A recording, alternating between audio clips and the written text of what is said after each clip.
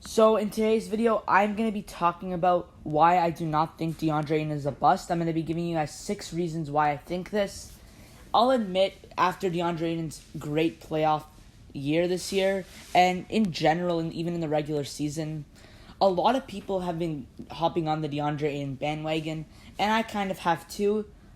But actually, in reality, after looking into some stats, I'm going to give you guys today 6 reasons why I think that DeAndre Ayton is not a bust.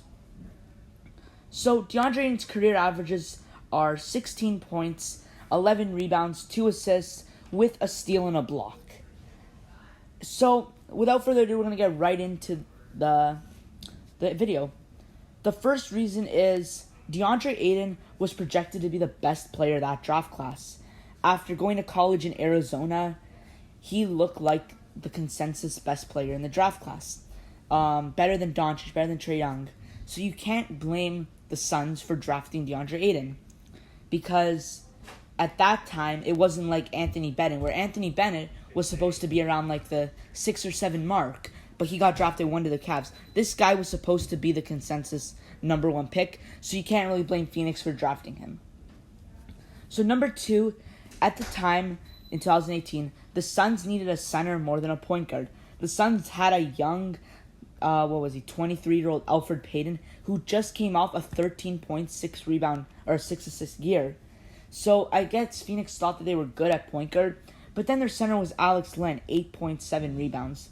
So at the time in 2018, the Suns needed a point guard more than a center. Sorry, other way around, a center more than a point guard. And drafting DeAndre Ayton fit their needs a little bit more. And look how this worked out, because now they got Chris Paul. And if they had drafted a point guard, Chris Paul, they wouldn't have needed him. And so everyone's been saying DeAndre Ayton's a bust for the number 1 overall pick. And we're going to move on to things number 3 now. He isn't even playing that bad. I mean, 16 points, 10. He's been like a 16 and 10 guy, which is what he's averaging. He isn't playing bad. He's just been overshadowed by some better players that draft class. Luka Doncic and Trae Young, they had their breakout years in their second year. Trae Young averaged 30, and Luka Doncic averaged like a 25-point triple-double. Where DeAndre Ayton still hasn't broken out yet, where he's been like a 25 and 15 guy. But he's not playing bad. I mean, just like the way he plays for the Suns isn't terrible. He doesn't play like a bust. Number 4 is, though he isn't the best player in the draft class, he's still good. The number 1 pick isn't always going to have the best career. This isn't more of a reason why he's not a bust. This is more of a defense for him. Like, when is the number 1 pick ever the best player in the draft? So this year, it seems like LaMelo's going to have a better career than Edwards, but LaMelo didn't go number 1. Giannis didn't go number 1 in 2015, I think it was. Jokic didn't go number 1 in 2014. Kawhi didn't go number 1 in 2011.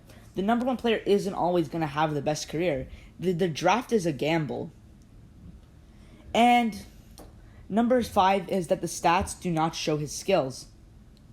Yes, he doesn't fill the stat sheet as much as guys like Luka and Trae Young, but he's been, like, the stats don't show contested shots, and the stats don't show forced turnovers. Like, DeAndre Ayton on the defensive end has been playing amazing, and mostly how he plays on the defensive end doesn't get shown on the stat sheet. So before you're going to go criticize DeAndre Ayton on being a bust, maybe watch a couple Suns games. And number 6, the final reason, is it's still very early. Luka Doncic and Trae Young, they're talented, extremely talented. They're already in their prime. Like, the way they play, it seems like they're in their prime already. DeAndre Ayton, he's 22. Give him some time to reach Trae Young and Luka Doncic's skill level. It isn't impossible, but it's unlikely. But he still has a lot of potential to be a great center. Like, right now, he's not, like, Luka Doncic and Trae Young, they're in the elites of point guards. DeAndre Ayton hasn't reached the elite centers yet, but you got to give him some time. Most players don't blossom as fast as Luka and Trae. Give the number 1 overall pick some time to play. So yeah, those are the 6 reasons why DeAndre Ayton is not a bust. That's going to wrap up my video, guys. I hope you enjoyed. Be sure to subscribe and we will see you in the next video.